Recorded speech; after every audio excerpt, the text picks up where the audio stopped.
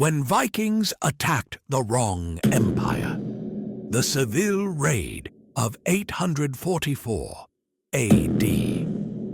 October 1st, 844 AD.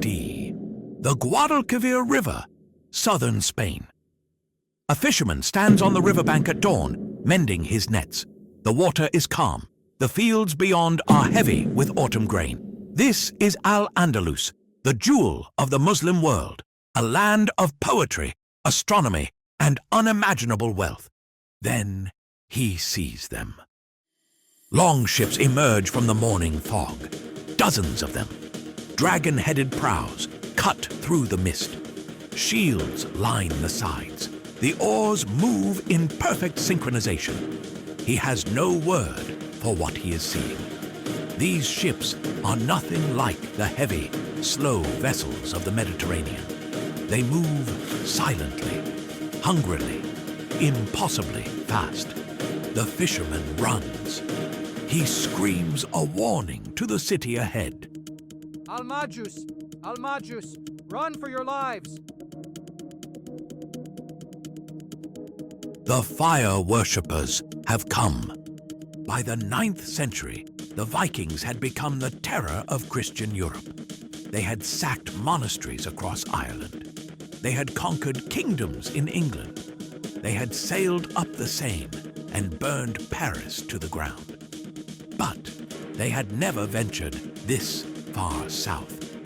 They did not know what they were sailing toward. Al-Andalus in 844 was not a weak frontier land. It was the western jewel of the Islamic world, ruled by the Umayyad Emirate from its capital in Cordoba. This was a civilization at its peak. While much of Europe lived in wooden huts, Cordoba had paved streets, street lighting, and libraries holding hundreds of thousands of books. The emir's palace had running water. Physicians performed cataract surgeries. Mathematicians were developing algebra. But there was one critical weakness. The Umayyads had spent decades fighting Christian kingdoms to the north and Berber rebels to the south. Their military was designed for land warfare, cavalry, infantry, and siege engines. Their navy was almost non-existent. The Vikings were about to exploit that weakness. They hit Seville like a hurricane. The city had no warning, no time to prepare, no standing army inside its walls. The population had never seen warriors like these. The Al-Majus were taller than any men they knew, pale-skinned, fair-haired, moving with terrifying efficiency. Within hours, the lower city fell. For 7 days, the Vikings turned Seville into their personal treasure vault. They looted silver, gold, silks, and spices. They ransacked the Great Mosque. They burned sacred texts. They took hundreds of slaves, chaining men and women together and dragging them to the ships. But they failed to take the heart of the city. The Red Citadel, the ancient fortified core of Seville, held firm. Its garrison barricaded the gates and refused to surrender. Most importantly, they bought time. Time for word to reach Cordoba. Time for the emir to respond. And the emir did not panic. Emir Abd ar-Rahman II was a calm, calculating ruler. He had governed Al-Andalus for 15 years. He had crushed rebellions, fortified cities, and turned Cordoba into the most advanced city in Western Europe. He issued 3 commands.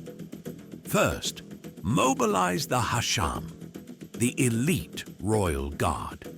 Second, summon every able-bodied fighter from surrounding provinces. This was no longer about Seville. This was about sending a message. Third, do not engage the enemy yet. Do not let them escape. Wait, because the Emir had a plan. The Vikings believed they were winning. They grew careless. They drank, celebrated, and sent raiding parties deeper inland. They did not realize they had sailed deep into the Guadalquivir River, a river that was slowly becoming shallower with the advancing season. Their greatest advantage was becoming a trap. Umayyad forces converged on a single location just south of Seville, the field of Tablada. November 11th, 844 A.D. The Vikings formed up on the field, confident in their shield walls. They expected another poorly trained militia. They were wrong. The Hasham were professional soldiers, trained from youth, and they had something the Vikings lacked: cavalry, thousands of them. When the Muslim commander gave the signal, the charge began. The battle was not close. Cavalry smashed into Viking flanks. Archers rained arrows. Infantry blocked all escape routes to the river. The Vikings fought fiercely, but they were surrounded and outnumbered. The field of Tablada ran red. Over 1,000 Vikings were killed. 400 were captured. By order of the Emir, every prisoner was executed. But death was not enough. The heads of the dead were mounted on stakes along the road to Seville, hung from palm trees as a warning. For months, they remained there. A message to anyone who thought Al-Andalus was weak. Yet the story does not end there. About 20 Vikings survived, wounded and captured away from the main battle. They made an unthinkable choice. They converted to Islam. The Emir spared them and gave them land. They became farmers, cheese makers in fact, passing on Norse techniques to local communities. Former raiders became settlers.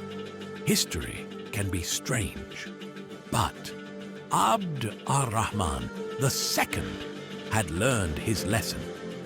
Within 2 years, he launched the largest naval expansion in Al-Andalus history. Shipyards were built. Watchtowers rose along the coast. A permanent fleet was created.